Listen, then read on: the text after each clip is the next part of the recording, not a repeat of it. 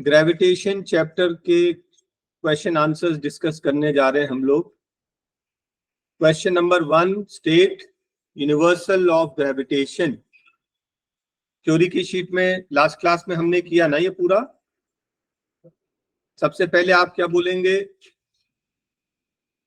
Every object in the universe attracts every other object by a force called gravitational force. First line. उसके बाद फिर first law आएगा, the force is directly proportional to the product of their masses. Next point आएगा, the force is inversely proportional to the square of distance between them. ठीक है ना? First law क्या है? F is proportional to m1 into m2। Second law क्या है? Inversely proportional to square of distance between them. First और second को combine करके फिर प्रोपोर्शनलिटी साइन हटाएंगे तो ये फॉर्मूला बन जाएगा। इस क्वेश्चन में कितने पॉइंट्स बोलना है? फर्स्ट पॉइंट बोलना है, every object in the universe attracts every other object by a force, that force is called gravitational force. उसके बाद फर्स्ट लॉ बोलना, फिर सेकंड लॉ बोलना और फिर फाइनल आप फॉर्मूला लिख देना।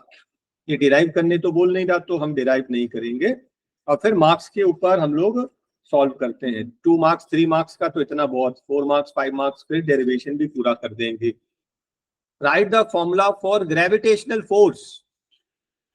तो ग्रेविटेशनल फोर्स का तो फॉर्मूला हमने डिराइव किया ही था। Between the earth and the object force क्या हमने डिराइव किया था? F is equal to capital G m1 into m2 upon d square. अगर m1 को हम लोग अर्थ ले लें तो उसका मास कैपिटल M, और m2 मतलब कोई ऑब्जेक्ट जिसका मास स्मॉल m। और आपको तो पता है कि अगर कोई ऑब्जेक्ट अर्थ के ऊपर रखा है तो उसके बीच का डिस्टेंस उसके रेडियस के इक्वल होता है, तो d की जगह पर रेडियस ले लेंगे। ये फॉर्मूला बन जाएगा ग्रेविटेशनल फोर्स का formula for earth and object. Okay, 2 question हमने आपके बुक के डिस्कस कर लिए। पेज नंबर 134 के इन टेक्स्ट बुक क्वेश्चन आंसर। अब 36 पे आते हैं। What do you mean by free fall? अगर कोई ऑब्जेक्ट गिर रहा हो under the influence of gravitational force only, earth के ग्रेविटेशनल फोर्स के अट्रैक्शन के अलावा कोई दूसरा फोर्स नहीं होना चाहिए, ऐसे फॉल को फ्री फॉल कहते हैं। अपने वर्ड्स में लिख देना। What do you mean by acceleration due to gravity? Acceleration तो आपको पता ही है, acceleration rate of change of velocity. लेकिन अगर rate of change of velocity जो हो रही है, चेंज इन वेलोसिटी जो हो रही है, वो अगर ग्रेविटेशनल फोर्स के कारण हो रही हो, फ्री फॉल में जब एक्सेलरेट होता है because of the gravitational pull of the earth, that acceleration is known as acceleration due to gravity, denoted by small g. Difference between mass and weight previous class में हमने बहुत detail में पढ़ा था, है ना? What is mass? Quantity of matter. What is weight? Weight is force. mass का unit kg, weight का unit Newton. Mass is constant everywhere. Weight changes from place to place. Mass can be zero. Mass cannot be zero. Weight can be zero. Mass beam balance से major करते हैं और wait spring balance से। ठीक है? Mass is a scalar quantity. Weight is a vector quantity. तो 5 differences हो गए। और अगर इसको अलग से ले लोगे, कांस्टेंट एवरीवेयर और कैन नॉट बी जीरो, तो 6 डिफरेंसेस हो गए। Very very important question, starting से ही बोल दिया। अच्छे से लर्न कर लो, एग्जाम में आएंगे मार्क्स मिल जाएंगे। Why is weight on the moon 1/6 of the weight of the earth? नहीं, बिकॉज ऑफ एक्सेलरेशन। भाई मास देखिए, अगर मैं बोलूं कि weight of the moon, weight of moon divided by weight on earth, weight क्या होता है? Mass into acceleration on moon divided by mass into acceleration on the earth. Mass तो सेम है ना, वो तो कट गया, मास तो सेम होता, मास से डिफरेंस नहीं आ रहा है। डिफरेंस किससे आ रहा है? जी की वजह से। मून पे एक्सेलरेशन कितना था? 1.63 और अर्थ पे 9.8, इसको डिवाइड करोगे 1/6, इसलिए आ रहा। अगर मैं पूछूंगा कि वेट ऑफ द मून 1/6 क्यों है? क्योंकि मून का जी 1/6 है, क्योंकि जी जो है acceleration due to gravity moon पे अर्थ का 1/6 टाइम्स है, तो वेट भी 1/6 times. Okay, how does the force of gravitation between two objects change when the distance is reduced to half? Descriptive method है, ध्यान से देखना। फोर्स का फॉर्मूला होता है capital G m1 m2 upon D square. अगर मैं डिस्टेंस को क्या कर दूं? हाफ, तो नया जो फोर्स है वो क्या हो जाएगा? Capital G m1 m2 upon D की जगह क्या लिख दूं? d2/2 square. मैंने डी की जगह क्या लिख दिया? d/2। उसने बोला ना distance is reduce to half, अगर पहले डिस्टेंस d थी तो अब डिस्टेंस क्या हो गई? d/2, हाफ हो गई, पहले का हाफ। Is this clear? इसके आगे की वर्किंग देखिए, द न्यू फोर्स इज, ये सब सेम है, capital G m1 m2 upon D का स्क्वायर, डी स्क्वायर लेकिन 2 का स्क्वायर, 4 डिनोमिनेटर का डिनोमिनेटर न्यूमरेटर, तो f1 इक्वल्स टू 4। और मैं अगर इस पूरे को ब्रैकेट में लिख दूं तो from equation number 1 this is the previous force. नया फोर्स जो है पुराने फोर्स का 4 टाइम्स हो जाएगा। ये डिस्क्रिप्टिव, ऑब्जेक्टिव में तो हमने लास्ट टाइम देख ही लिया था, है ना। 1/2 हाफ किया, हाफ का रेसिप्रोकल होता है 2, उसका स्क्वायर करोगे 4 टाइम्स। ये ऑब्जेक्टिव मेथड। डिस्क्रिप्टिव में ऐसा पूरा लिखना पड़ेगा। Okay, next, G acts in proportion to the mass. Gravitational force act करता है अकॉर्डिंग टू द मास, वो तो ठीक है, लेकिन बोल रहा है कि why does heavy object does not fall faster? Heavy object, हम लोग किस केस की बात कर रहे हैं? एयर रेजिस्टेंस है तब की वैक्यूम की बात कर रहे हैं? वैक्यूम की बात कर रहे हैं। वैक्यूम में हैवी ऑब्जेक्ट जल्दी क्यों नहीं गिरता? वो ये नहीं बोल रहा है कि हैवी ऑब्जेक्ट जल्दी क्यों गिरता है, लाइटर ऑब्जेक्ट देर से क्यों गिरता है। वो बोल रहा है कि वो दोनों एक साथ में क्यों गिर रहे हैं। मतलब हम लोग किसकी बात कर रहे हैं? हम लोग किसकी बात कर रहे हैं? हम लोग वैक्यूम वेग की बात कर रहे हैं। अगर वैक्यूम क्रिएट कर दिया जाए तो हैवी ऑब्जेक्ट फास्ट क्यों नहीं गिरती? उसका आंसर ये है कि acceleration does not depend on mass. Acceleration is independent of mass. G का वैल्यू कैपिटल क्या होता है? कैपिटल जी, स्मॉल जी का value capital G capital M upon R square. इसमें ऑब्जेक्ट का मास कहीं है ही नहीं। तो वो पूछ रहा था हैवी ऑब्जेक्ट जल्दी क्यों नहीं गिरता? इसलिए नहीं गिरता क्योंकि जी के फॉर्मूले में कहीं ऑब्जेक्ट का मास है ही नहीं। G does not depend on the mass, तो मास से कोई लेना देना नहीं। अगर वैक्यूम में दोनों को, एक फेदर और एक बॉल को गिराएंगे, वैक्यूम में दोनों साथ में गिरेंगे। लेकिन अगर हम लोग एटमॉस्फेयर में गिराएंगे तो कौन सा जल्दी गिरेगा? बॉल। फेदर देर से गिरेगा, क्यों? Because of air resistance. Is the question very clear? Next question, आपको फाइंड करना है ग्रेविटेशनल फोर्स किसके बीच में? अर्थ और 1 kg ऑब्जेक्ट। ठीक है, ग्रेविटेशनल फोर्स कौन सा फॉर्मूला लगाओगे? F equals to capital G capital M small M upon R square, right.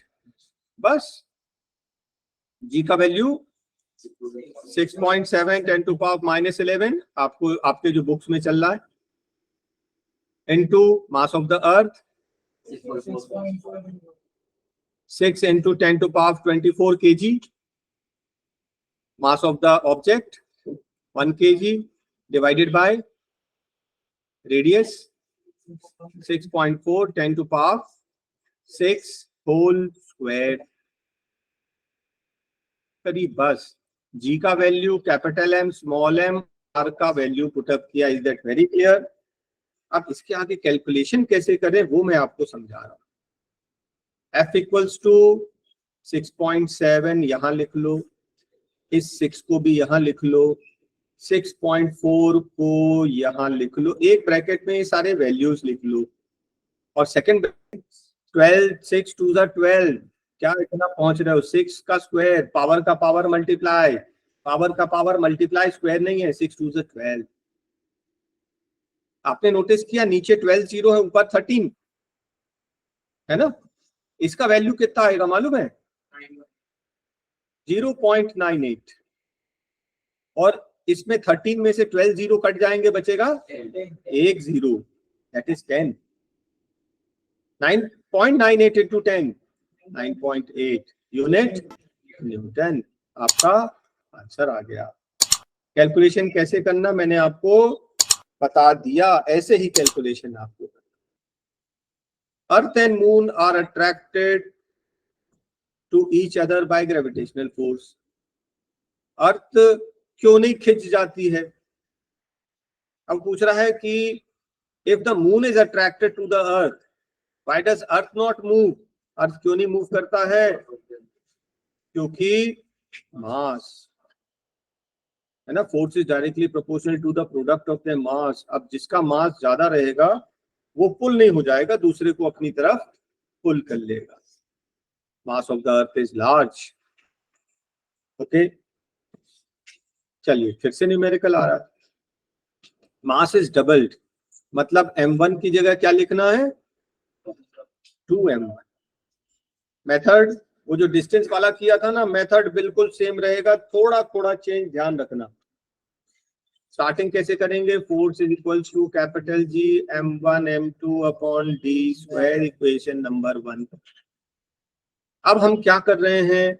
अब हम ये कर रहे हैं नया वाला फोर्स. इस बार क्या किया हमने? m की जगह पर 2m1 लिख दिया और m2.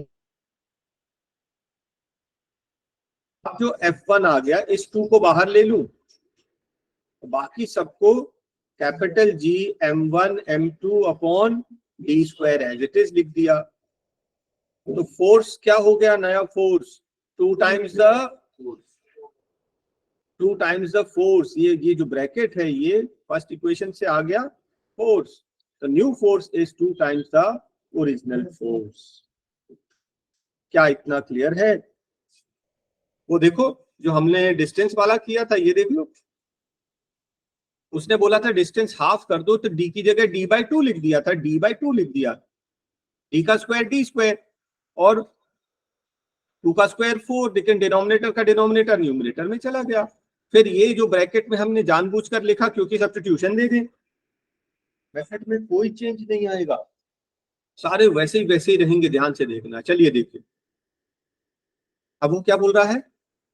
Distance is doubled and distance is tripled. 2 part है इसका, डबल्ड और ट्रिपल्ड. तो स्टार्टिंग से देखें. हाँ चलो, डबल में क्या होगा? अगर मैं डिस्टेंस को डबल कर दूं तो ग्रेविटेशनल फोर्स 4 टाइम्स कम हो जाएगा, 1/4. पहली चीज तो डिस्टेंस क्या होता है? इनवर्सली प्रोपोर्शनल है ना. तो 2 का स्क्वायर 4 करना है, लेकिन इनवर्सली प्रोपोर्शनल 1/4. Objective method. अब डिस्क्रिप्टिव समझ लें. अभी हमने ऊपर जो किया था वो कौन सा था? हाफ. ये हाफ. अब हम हाफ नहीं कर रहे, अब हम क्या कर रहे हैं? डबल. डी की जगह क्या कर रहे हैं? डबल. डी की जगह क्या लिखेंगे? 2d. ध्यान से देखें, capital G m1 m2 upon d square. ये तो आपका फॉर्मूला था. नया फोर्स क्या हो जाएगा? Capital G m1 m2 upon 2d the whole square, जो कि हो जाएगा capital G m1 m2 upon D square, और ये 2 का स्क्वायर 4 मैं यहां अलग से निकाल लूं, डिनोमिनेटर में है ना 2 का स्क्वायर 4, डिनोमिनेटर में निकाल लिया। क्यों निकाल लिया? ताकि इसका सब्स्टिट्यूशन दे दें। तो ये इसका ये किस ब्रैकेट जो है क्या है, ये ओरिजिनल फोर्स, और ये 1/4, तो new force will be 1/4 times the original force. Force times कम हो जाएगा, फोर्स 4 टाइम्स कम हो जाएगा। इसी तरह से ट्रिपल वाला कर लो, कर लोगे? चलिए, अब वो बोलता है both the masses are double, क्या कोई प्रॉब्लम नहीं। सबसे पहले F equals to capital G m1 m2 upon D square, equation number 1। अब बोलेंगे नया फोर्स जो है वो कैपिटल G m की जगह 2m1, m2 की जगह whole upon D square. F1 equals to 2 2 जा 4 को बाहर ले लो, बाकी capital G m1 m2 upon D square, ताकि सब्स्टिट्यूशन मिल जाए। 4 इंटू ये पूरा ब्रैकेट क्या है F, तो new force is 4 times the original force. क्या आपको वर्किंग समझ में आ गई? कोई कंफ्यूजन किसी को? What is the importance of universal law of gravitation? It binds us to earth. अगर अर्थ हमें खींच के नहीं रखती तो इतनी तेज घूम रही कि हम लोग 90 डिग्रीज पे फेंक देती, चले जाते हम लोग। तो earth bind us to work to earth, कौन? Gravitational force. Next, moon earth के चारों तरफ घूमता है, प्लैनेट सन के चारों तरफ घूमते हैं, इसकी वजह से टाइड जाती हैं। राइट, इंपॉर्टेंस हो गया। What is acceleration of free fall? Value है 9.8। जब कोई एक्सेलरेशन, कोई चीज एक्सेलरेट हो रही है, एक्सेलरेट हो रही मतलब चेंज इन वेलोसिटी, जब किसी चीज की वेलोसिटी चेंज हो, और वो भी किसके कारण? अर्थ ग्रेविटेशनल पुल के कारण। That is in the case of free fall. जब भी किसी ऑब्जेक्ट को फ्री फॉल कराएंगे, कांस्टेंट वेलोसिटी से नहीं गिरता है, कांस्टेंट एक्सेलरेशन से गिरता है। There is equal change in equal interval of time, and this is called acceleration due to gravity in case of free fall, and its value is 9.8। ठीक है, डिटेल में अपन ने वीडियो में किया है। What do we call gravitational force? Force due to gravity, चाहे gravitational force बोल दो। अच्छा, ये बोल रहा है ग्रेविटेशनल फोर्स का अदर नाम बताओ, फोर्स ड्यू टू ग्रेविटी, बस खत्म।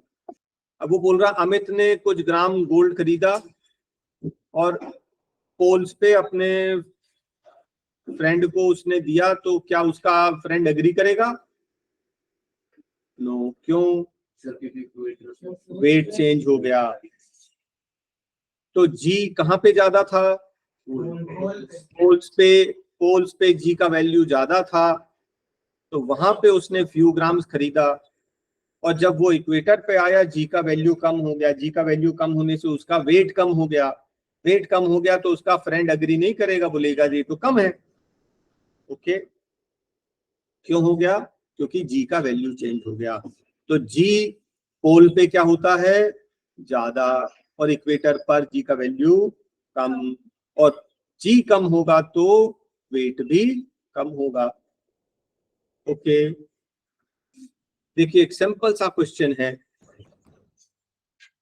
एक शीट ऑफ पेपर और एक क्रम्पल्ड बॉल, आपने बिल्कुल एक पेज फाड़ा और उसको ऐसे छोड़ दिया, और एक उसी पेपर का एक और दूसरा शीट उसको क्रम्पल करके बॉल बना दिया और उसको छोड़ा।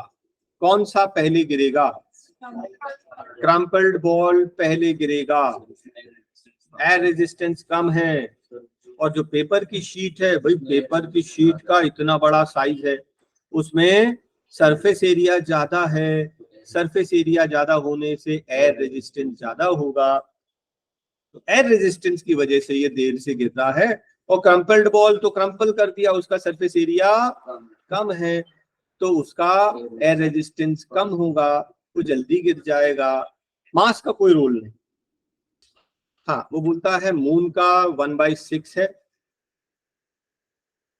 जी का वैल्यू ओके। वेट बोलता है 10 kg। What is the weight in newton of 10 kg object? Mass क्या दिया है? 10 kg। आपको फाइंड करना है weight on the moon and weight on the earth. सबसे पहले क्या निकाल ले? Weight on the earth. Weight क्या होता है? फोर्स। फोर्स क्या होता है? Mass into acceleration due to gravity. Mass कितना है? 10। जी का वैल्यू अर्थ पे कितना है? 9.8। कितना हो जाएगा? 98 न्यूटन। ओके। अब हम निकाल रहे हैं weight on the moon. Mass into earth का ग्रेविटेशन डिवाइड बाय 6। मास है 10, अर्थ का है, चाहे तो 1.63 ले लो और चाहे तो 9.8 डिवाइडेड बाय 6। तो इसको 6 से डिवाइड कर देना, आपका आंसर आ जाएगा 16.3 न्यूटन। Is that okay? पहले अर्थ की निकालना, क्योंकि mass into acceleration due to gravity mg। Weight मतलब फोर्स, फोर्स है m इंटू जी। ठीक है, फिर मून की निकालना, डिवाइड बाय 6 कर देना बस। मास में चेंज नहीं आ रहा, जी जो है 6 टाइम्स कम हो गई। ओके, चलिए एक और numerical. A ball is thrown vertically upwards. A ball is vertically thrown vertically upwards मतलब फाइनल 0। जी का वैल्यू -9.8 ऊपर फेंकने पर। राइट, याद रखना ये दो चीज तो 100% रहेगी। अब वो बोलता है विद अ वेलोसिटी 49, ये इनिशियल वेलोसिटी से फेंक रहे हैं। हमें क्या चाहिए? मैक्सिमम हाइट और total time to return to the surface. याद रखना ऊपर जाके नीचे आने का टोटल टाइम चाहिए। फर्स्ट पार्ट में क्या चाहिए? हाइट। फर्स्ट पार्ट में क्या चाहिए? हाइट। कौन सा formula? v square equals to u square plus 2gh। Third formula. v कितना? 0। u कितना? 49 का स्क्वायर। एक मिनट, प्लस 2 इंटू जी है -9.8 और h हमें फाइंड करना है। याद रखना थोड़ी थोड़ी ट्रिक्स। ये क्या हो गया? 49 का स्क्वायर, 49 इंटू 49 अभी ऐसे ही रहने दो, मैं स्क्वायर नहीं कर रहा। ये प्लस माइनस क्या हो जाएगा? माइनस कितना? 19.6 इंटू एच। अग्री? आप चाहे तो नहीं भी मल्टीप्लाई करो, उसको यहाँ ट्रांसपोज कर दोगे तो 19.6 h इक्वल्स टू 49 इंटू 49। ये 19.6 मतलब 2 इंटू 9.8 यहाँ ट्रांसपोज कर दिया। अब आप डिवाइड कर लें, हाइट कितना आ जाएगा? 122.5 मीटर। बस खत्म। कौन सा फॉर्मूला यूज किया? Third formula. चैप्टर 8 में तो ये कितने बार कर चुके हैं ऐसे फॉर्मूले। सिर्फ फॉर्मूला याद रखना, वैल्यू पुट अप करना, सॉल्व करना। चलिए ये first part of the question हो गया। अब हमको टाइम चाहिए, कौन सा फॉर्मूला यूज कर लें? फर्स्ट फॉर्मूले से हो जाएगा। v equals to u plus a को g कर दिया, है ना। v कितना है? 0। u कितना? 49 प्लस -9.8 इंटू टाइम फाइंड करना, इसको ट्रांसपोज कर दो। 9.8 t equals to 49, time equals to कितना आएगा? 5 सेकेंड्स। 5 सेकेंड ऊपर जाने में, 5 सेकेंड वो बोल रहा टोटल सरफेस पे वापस आने का total time is 5 + 5 equals to 10 seconds. क्या सबको कैलकुलेशन क्लियर है? गुड। कुछ भी नया नहीं है, 8 चैप्टर में न्यूमेरिकल्स किए थे वही तो है। अ स्टोन इज रिलीज्ड, जैसी हमने रिलीज किया इनिशियल वेलोसिटी और जी का वैल्यू और हाइट दिया है 19.6। हमें चाहिए फाइनल वेलोसिटी। कौन सा formula? Third formula. Yes, v square equals to u square plus 2gh। ag बन जाएगा, sh बन जाएगा। v फाइंड करना है। u 0 है, 2 इंटू 9.8 इंटू हाइट। अब इसका कैलकुलेशन ध्यान रखना बहुत इजी है। ये कितना है 19.6 और ये भी कितना है, 19.6 v इक्वल्स टू 19.6 मीटर पर सेकेंड। आंसर आ गया। कैलकुलेट क्यों करें, कॉमन निकाल लिया। Very clear. जैसे हम लोग को हेरोन्स फॉर्मूला में कर रहे थे ना, कॉमन निकाल दिया। मल्टीप्लाई कभी मत करना, फैक्टराइज करके हमने आंसर निकाल दिया। A stone is thrown vertically upward. Final velocity g। अच्छा उनने 10 दिया है तो -10 ले लो। कभी दिए रहते हैं तो वो यूज करना पड़ता है। हाँ, find the maximum height and what are the net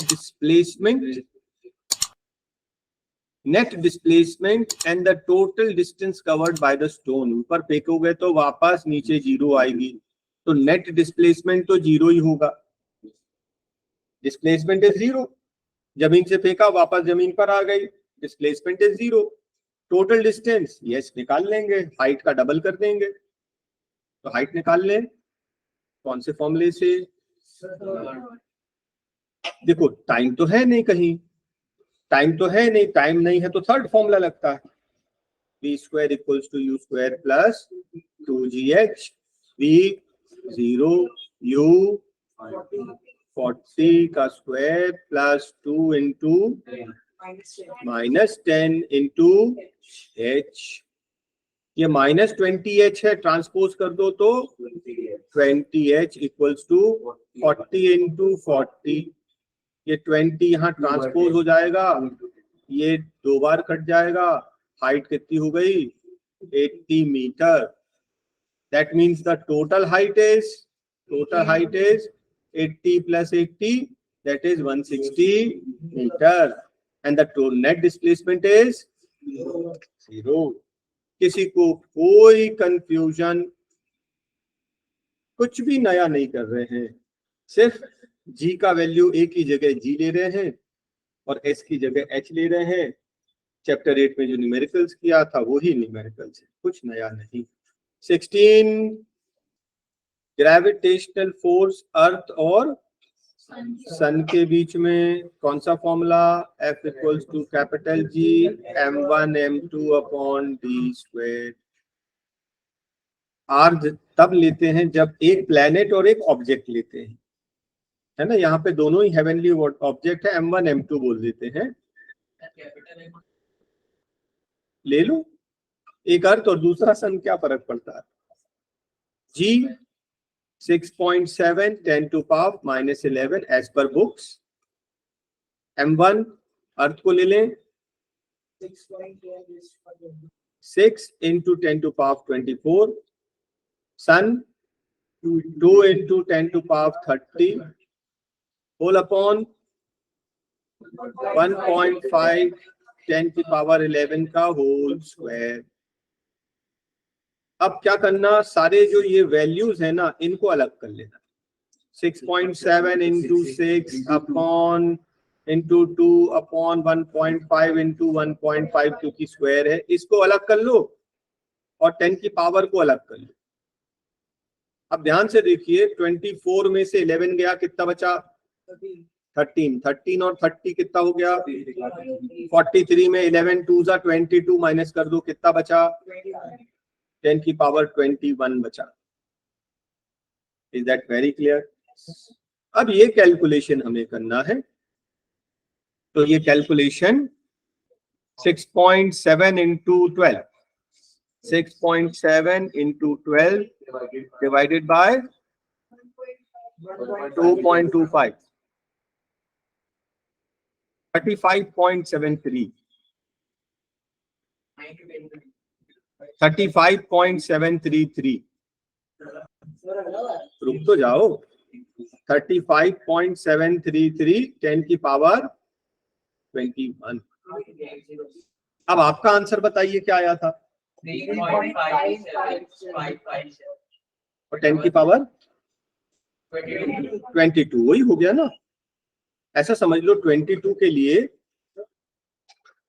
अरे क्या है, हमने अप्रोक्सीमेट वैल्यू लिया है ना 6.7, ये तो 10th की बुक में 6.7 दिया, असल में 11th में पढ़ते 6.67 है ना, थोड़ा सा डिफरेंस आता है, उसका कोई ज्यादा मैटर नहीं है।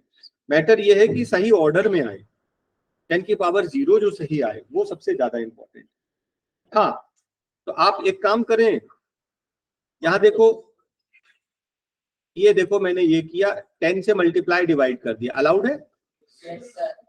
तो ये 10 से डिवाइड करोगे ये जाएगा 3.5733, और ये 10 की पावर ऐड हो गया, 10 की पावर 22 न्यूटन। सेम आंसर, कोई कंफ्यूजन नहीं। मेथड आपके सामने। एक स्टोन जो है allowed to fall from the top of 100 meter high tower, उसको जब गिरा रहे हैं तो इनिशियल वेलोसिटी जी का वैल्यू अगर 10 दी हो तो 10 लेंगे, नहीं तो अपनी value 9.8। At the same time another stone is projected upwards. अब देखिए ध्यान से, थोड़ा सा अच्छा क्वेश्चन है। ये एक टावर है, केस नंबर 1, एक स्टोन को हमने ऊपर से नीचे गिराया, इनिशियल वेलोसिटी जी का वैल्यू बोलता एट द सेम टाइम, उसी समय हमने एक स्टोन को नीचे से ऊपर फेंका, केस नंबर 2।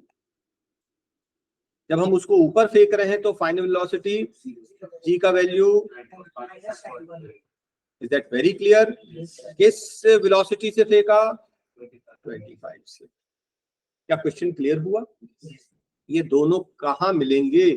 व्हेन मतलब टाइम, एंड वेयर कहाँ पर मिलेंगे, कब और कहाँ मिलेंगे, ये हमें निकालना है। अरे बेटा, ये नीचे गिर रहा है, ये ऊपर गिर रहा है, यहीं कहीं मिल जाएंगे ये बीच में। अरे पहले फर्स्ट टाइम कब मिलेंगे? फर्स्ट टाइम तो अभी मिल जाएंगे ना। ये नीचे आ रहा है, ये ऊपर आ रहा है, यहाँ पे मिल जाएंगे। ओके, कि इंतजार करोगे ये भी गिर जाए वो भी गिर जाए, है ना? लिख देना 0, आंसर भी मिलेगा 0। क्वेश्चन पे वापस आए। आपको क्वेश्चन समझ में आया? Yes, sir. अब आपको क्या लगता है क्या करना चाहिए? क्या करना चाहिए आपको, क्या लगता है? एस निकाल लेते, एस मतलब एच हाइट निकाल लेते हैं। देखिए हमें तो टाइम से भी मतलब है ना, तो फॉर्मूला क्या है? h is equals to ut plus half g t square. यहाँ पे भी वही h is equals to ut plus half g t square. h तो हमें पता नहीं कितना गिरेगा। मान लो ये h गिर रहा है तो बाकी का ये 100 माइनस h, ये दोनों मिलाकर h 100 मीटर हो गया ना। अगर ये h तो बाकी का 100 माइनस h। ऑलराइट, कम से कम कुछ तो सॉल्व हुआ। और आगे देखते हैं। ut मतलब 0, हाफ इंटू जी इंटू टी स्क्वायर, टी नहीं मालूम है, रहने दो ऐसे। ओके, यहां पर क्या 100 माइनस h, u नहीं, u 0 नहीं है, यहां u दिया है ना, 25t plus half minus 9.8 into t square. तो ये h का वैल्यू क्या आया? 9.8 अपॉन 2 टी स्क्वायर आया। तो ये 100 माइनस h 25t। अब दो चीज है हमारे पास, 9.8 टी स्क्वायर की जगह पर h लिख दें, किसी एक को सब्स्टिट्यूट करना पड़ेगा। इसकी जगह पर अगर t लिख दें, इसकी जगह पर h सब्स्टिट्यूट कर दें, तो h का वैल्यू यहां पे सब्स्टिट्यूट कर दें, 100 माइनस h की जगह लिख दें 9.8 t square upon 2 equals to 25t plus minus 9.8 upon 2 into t square, yes की नो? ये दोनों पूरे पूरे कट गए। 25t equals to 100, yes 25t equals to 100, t equals to 4 seconds. Time आ गया, 4 सेकेंड्स में दोनों मिल जाएंगे। अब बताओ हाइट कैसे निकालोगे? t का वैल्यू इक्वेशन 1 में पुट अप कर दो। h equals to 9.8 into t का स्क्वायर 4 का स्क्वायर 16 डिवाइडेड बाय 2, 2 कटेगा 8 बार, 8 इंटू 9.8 78.4 मीटर h आया। ये ऊपर से, नीचे से नहीं, नीचे से चाहिए तो 100 से माइनस करना, 100 माइनस 78.4 कितना आएगा? 21.6 मीटर। तो हम बोलेंगे जमीन से कितना ऊपर? जमीन से, ग्राउंड से 21.6 मीटर ऊपर ये दोनों मीट करने वाले हैं। चलिए next question, ball thrown up, return to the thrower after 3 seconds. Ball thrown up मतलब फाइनल 0, जी कितना? माइनस 9.8, टाइम कितना? 3। Ball thrown up returns to the thrower, 6 minute के बाद वापस उसके पास पहुंच गया। 3 मिनट में ऊपर गया, 3 मिनट में नीचे आया, 3 सेकेंड्स, यस। अब वो बोल रहा है velocity with which it was thrown up, initial चाहिए, हाइट चाहिए और टाइम आफ्टर 4 सेकेंड्स। देखो मजेदार क्वेश्चन है, ध्यान से सुनना। सबसे पहले क्या? First formula v equals to u plus gt। v कितना? 0। u फाइंड करना है, g इंटू 3 कितना? 29.4। यहाँ ट्रांसपोज हो जाएगा, u इक्वल्स टू 29.4 मीटर पर second is the initial velocity. Okay, second क्या फाइंड करना है? हाइट। कैसे फाइंड करेंगे? थर्ड फॉर्मूला भी कर सकते हैं, सेकंड भी कर सकते हैं। v square equals to u square plus 2ga। v कितना? u कितना? कौन करेगा इसको? चलो 29.4 into 29.4 plus 2 into g minus 9.8 into h. इसको ट्रांसपोज वहां कर ले तो ये हो जाएगा 2 into 9.8 into h equals to 29.4 into 29.4। आपको मालूम है ये कटता 3 बार, अभी तो 98 3 तो किया था, है ना? और 2 से और काट लेना यहाँ पर, 2 1 जा, 2 4 जा 8, 2 7 जा। अब h मल्टीप्लाई कर लीजिए, द हाइट इज, हाँ प्लस 2 ना 44.1। क्या सबको क्लियर है? दो पार्ट हो गए, फर्स्ट पार्ट हो गया, सेकंड पार्ट हो गया। थर्ड पार्ट जो है मजेदार है, बोल रहा है कि 4 सेकेंड्स के बाद, भाई 3 सेकेंड्स में ऊपर पहुंच गया और 1 सेकेंड और गिरेगा तब उसकी हाइट कितनी होगी। तो 3 सेकेंड्स में ऊपर पहुंच गया, उसकी चिंता मत करें, हम ये निकालें कि 1 सेकेंड में कितना गिरेगा। अब गिरने का निकाल लें। हाँ, गिर रहा है तो मतलब इनिशियल वेलोसिटी जी कितना, टाइम कितना, 1 सेकेंड में निकालना है। क्या निकालना है? हाइट। अरे बेटा अर्थ तो नीचे ही खींचती है पॉजिटिव। हाँ, फॉर्मूला हमें क्या चाहिए? हाइट। फर्स्ट फॉर्मूले में हाइट कहाँ होता है? सेकंड फॉर्मूला टाइम दिया ना, सेकंड फॉर्मूला, थर्ड में टाइम कहाँ होता? बस इतने ही ध्यान रखना। तो h is equals to ut plus half square. h हमें फाइंड करना है, u कितना? 0, ये हो जाएगा 0, हाफ इंटू जी 9.8, t क्या है? 1, ये कटेगा कितने बार? h इक्वल्स टू, तो टोटल हाइट कितनी थी? 44.1, उससे 4.9 नीचे गिर गया, तो 44.1 माइनस 4.9, हाँ 39.2 metre above the ground, 39.2 metre above the ground. ये 4 सेकेंड्स के बाद इसकी पोजीशन होगी। बात समझ में आई? ये सब कुछ टिपिकल क्वेश्चंस थे। ऐसा मान के चले ये इतने टिपिकल क्वेश्चंस आने वाले नहीं हैं, लेकिन तैयारी तो जीत की ही करते हैं ना, है ना। जब मैच खेलने जाते हैं तो जीतने के लिए खेल रहे हैं ये सोच के जाते हैं ना, हारने के लिए सोच के तो नहीं जाते ना। आप खुद ही बोलो, जब मैच खेलने जा रहे हैं तो ये सोच के जाते हैं कि आप बताओ हार जाएंगे आज, ऐसे जाते हैं क्या? अगर ऐसे सोच के जाओगे तो 100% हारने वाले। जब हम लोग खेलने जाते हैं तो ये सोच के जाते हैं हमको जीतना है, और हो कुछ भी सकता है, हार भी सकते हैं, जीत भी सकते हैं, जीतना है ना। चलिए अब कुछ एग्जांपल्स हैं, एग्जांपल्स और एग्जांपल्स हैं, लेकिन इसको भी कर लेते हैं, कर लें। तो फाइंड क्या करना आपको? Force exerted by the earth on moon, F equals to capital G m1 m2 upon d square। G का वैल्यू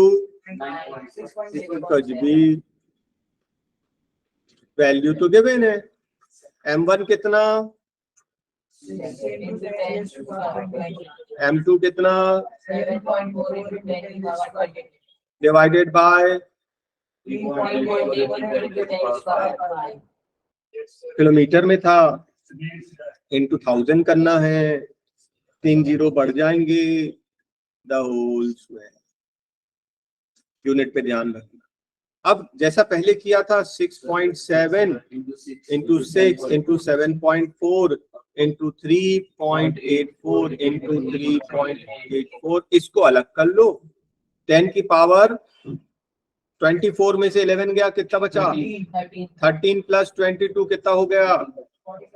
अच्छा 35। 8 टू द 16 माइनस करो, कितना बचा? 10 की पावर 19 बचा। अब इसको कैलकुलेट कर देना, हमारा ये आंसर आएगा 20.1 इंटू 10 टू पावर 19। फिर एक जीरो यहां शिफ्ट करोगे, एक डेसिमल, ये 20 हो जाएगा, है ना। 2.01 10 की पावर 20, अगर 20.1 देखिए इसका कैलकुलेशन आएगा 20.1। Car falls off the ledge, कोई सीढ़ी से गिर रही है, इनिशियल वेलोसिटी, अरे बेटा आप रिकॉर्डिंग कर रहे हैं बीच बीच में,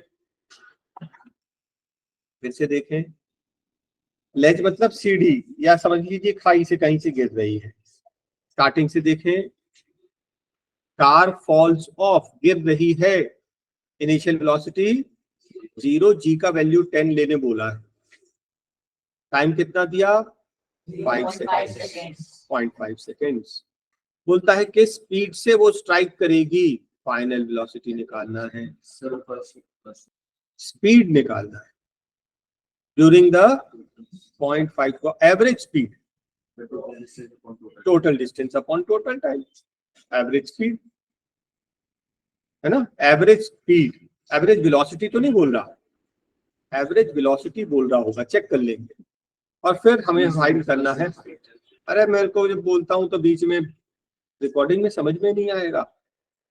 हाँ, थर्ड पॉइंट क्या फाइंड करना है, एक बार फिर से देखिए। कार अगर गिर रही है तो इनिशियल वेलोसिटी 0, जी 10 लेने को बोला है, बोल रहा है जब वो गिरेगी तो किस वेलोसिटी से गिरेगी, फाइनल निकालना। एवरेज स्पीड, देखिए एवरेज स्पीड अलग चीज होती है, एवरेज वेलोसिटी अलग चीज होती है, हम दोनों निकाल सकते हैं। मेरे ख्याल से बुक में एवरेज वेलोसिटी निकाला है, चेक कर लेंगे। प्लस हमें हाइट भी फाइंड करना। Is the question very clear? First part कैसे करेंगे, कौन सा formula? v equals to u plus g t. v find करना है, u है 0, g है 10 टाइम 0.5 मतलब 1/2, 2 से कट दिया 5, तो v 5 मीटर पर सेकेंड से गिर रहा था। क्या फर्स्ट पार्ट क्लियर हो गया? Yes, sir. फर्स्ट फॉर्मूले में पुट अप करके सॉल्व कर दिया, कितना इजी है। अब वो बोल रहा है एवरेज वेलोसिटी। एक मिनट, कोई मुझे बुक से चेक करके बताएगा, सॉल्व एग्जांपल है ना, एवरेज स्पीड। एवरेज स्पीड क्या होता है? टोटल डिस्टेंस अपॉन, जब टोटल डिस्टेंस से नहीं पता तो अभी टाइम छोड़ो, तब डिस्टेंस निकल जाएगा तो निकाल लेंगे, पहले थर्ड पार्ट में डिस्टेंस निकाल लेंगे। Which formula? h is equals to ut plus half gt square। h हमें फाइंड करना, u 0 है, ये 0, हाफ इंटू g कितना है 10, और t कितना है 1/2 into 1/2।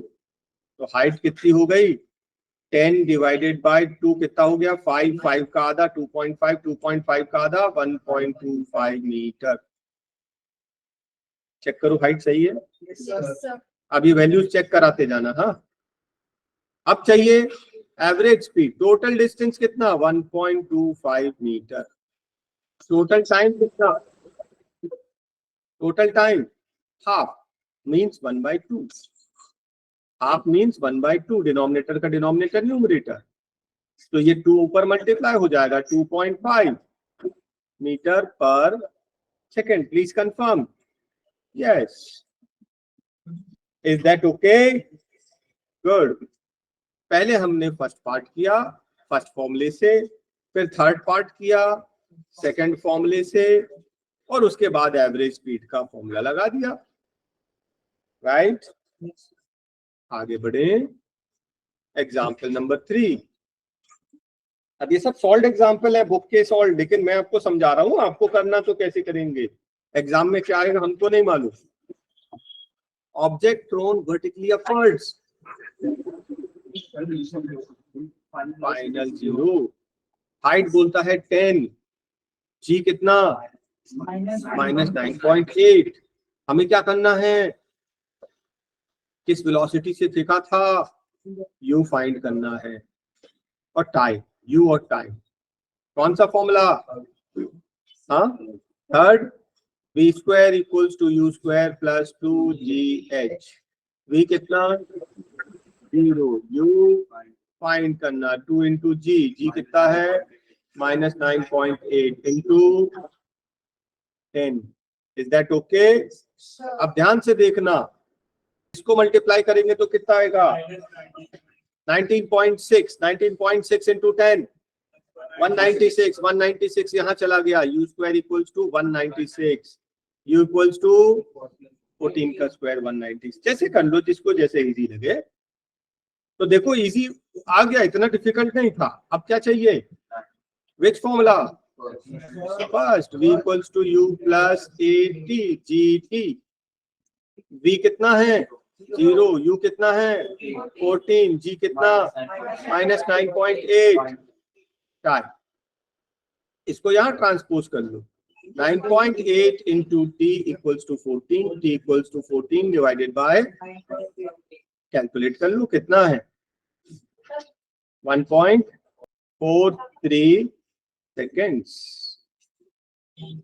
Please confirm. Yes, calculation आपके सामने। मास कितना 10, वेट फाइंड करने बोला। What is weight? Weight is force. What is weight? Weight is force. Force का formula mass into acceleration due to gravity. Correct. Mass कितना 10 given है, और gravity कितना हो गया न्यूटन। कितना इजी न्यूमेरिकल है ना, लेकिन आने के चांसेस है, इंपॉर्टेंट है। नेक्स्ट बोलता है वेट कितना है, फोर्स है 10 newton. Would that be, what would be the weight on the moon?